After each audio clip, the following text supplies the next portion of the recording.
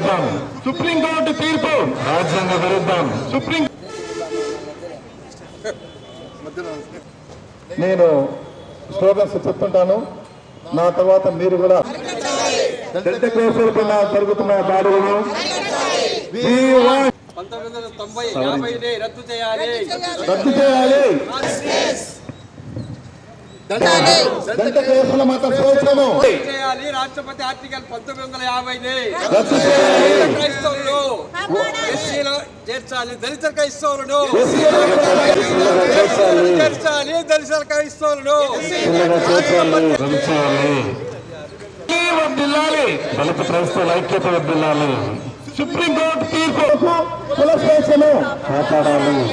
దళిత క్రైస్తవుల ఇంట్లో క్రైస్తవుల బయటకు రా, క్రైస్తవుల ఇంట్లో క్రైస్తవుల బయటకు రా, క్రైస్తవుల ఇంట్లో క్రైస్తవుల బయటకు రా, దళిత క్రైస్తవులకు ఎస్సీ హోదా కల్పించాలి. దళిత క్రైస్తవులకు ఎస్సీ హోదా కల్పించాలి. దళిత క్రైస్తవులకు రాజ్యాంగ హక్కులు ర్యాలీగా స్వాగత్ బిల్లుకు ఫాలో చేయండి.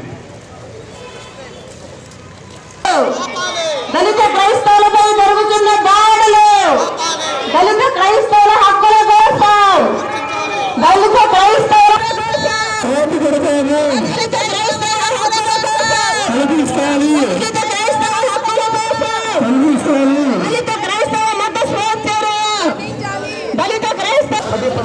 వరకు ఇక్కడ మానవహారం ఉంటుంది మరియు పెద్దల యొక్క ఉపన్యాసం ఉంటాయి.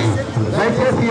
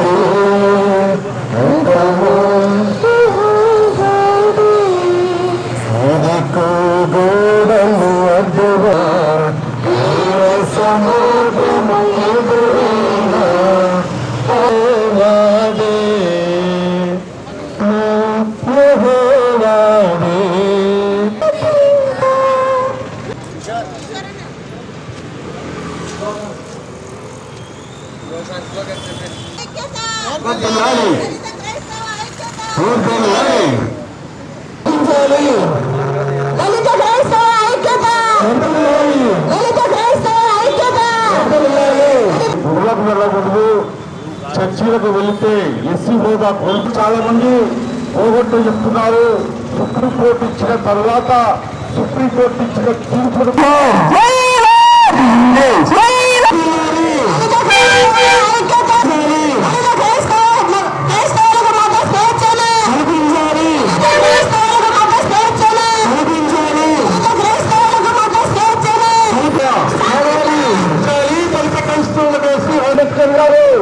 దళితులు మత స్వేచ్ఛ కల్పించాలి.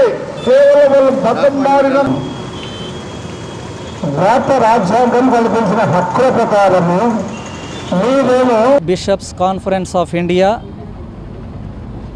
భారత కథోలిక పీఠాధిపతుల సమాఖ్య వారు ఆగస్టు నెల 10వ తేదీని బ్లాక్ డేగా అనగా చీకటి రోజుగా డిక్లేర్ చేసి ఆ రోజును 1950వ సంవత్సరం ప్రెసిడెన్షియల్ ఉత్తర్వును, ప్రెసిడెన్షియల్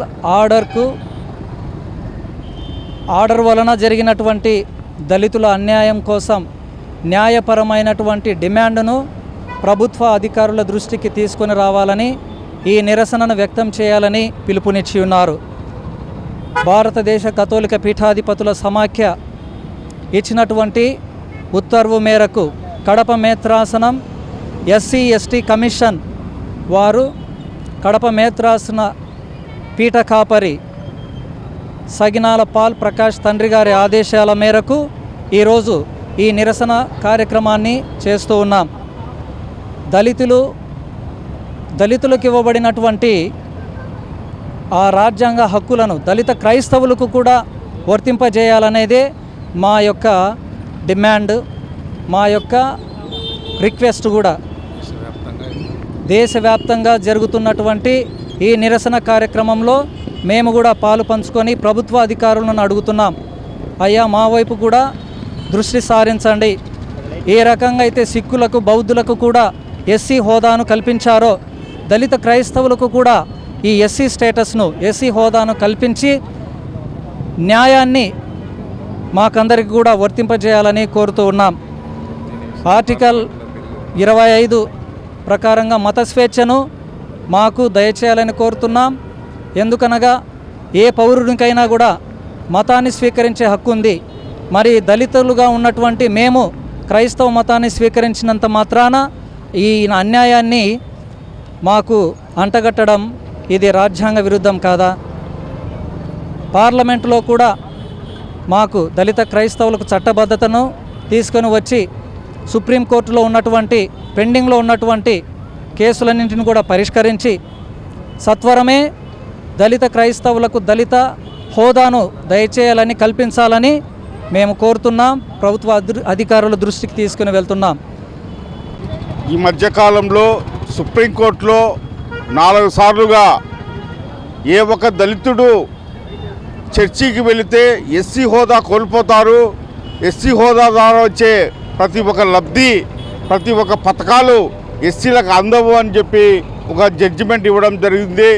కానీ ఒకటే ఈ సందర్భంగా మాట్లాడుతున్నాము, దళిత వర్గాలకు సంబంధించినటువంటి వారు క్రైస్తవ మతం లేకపోయినంత మాత్రాన వారి స్థితిగతులు మారవు, వారి అంటరానితనం మారదు, వారి ఆర్థిక అభివృద్ధి మారదు, మరి వారి సమాజంలో వాళ్ళకి ఇచ్చేటువంటి గౌరవం ఏమాత్రం మారదు. మరి అటువంటి పరిస్థితుల్లో ఈ యొక్క తీర్పు దళిత వర్గాల మీద గొడ్డలు పెట్టుగా మారింది. మరి ఇటువంటి పరిస్థితుల్లో సుప్రీంకోర్టు ఇచ్చినంత మాత్రాన అది అమలయ్యే పరిస్థితి కాదు. సుప్రీంకోర్టు కూడా రాజ్యాంగానికి లోబడే పనిచేయాల్సి ఉంటుంది, రాజ్యాంగానికి లోబడే తీర్పు ఇవ్వాల్సి ఉంటుంది. మరి అదేవిధంగా ఆర్టికల్ 14, ఆర్టికల్ 15లో ఇది స్పష్టంగా రాజ్యాంగంలో రాసింది.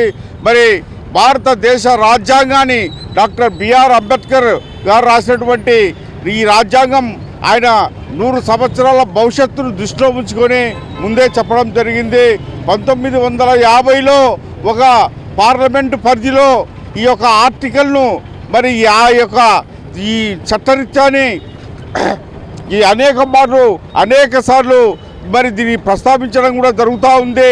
ఖచ్చితంగా దళిత వర్గాలకు ఏమాత్రం అన్యాయం జరిగినా కూడా ఇటువంటి నిరసన పొందుకునే పరిస్థితి ఉంది.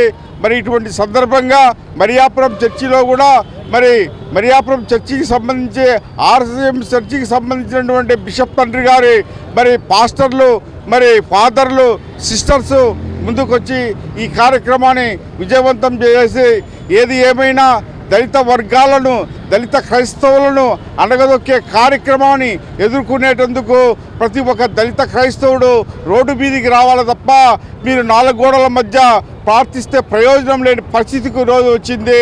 ఇటువంటి పరిస్థితులు ఎదుర్కోవాలంటే ప్రతి ఒక్క దళిత క్రైస్తవుడు రోడ్డు మీదకి వచ్చి వారి యొక్క నిరసన కార్యక్రమం తెలియజేస్తే తప్ప ప్రయోజనం ఉండదని కూడా మీ అందరికీ తెలియజేస్తూ సెలవు తీసుకుంటున్నాను.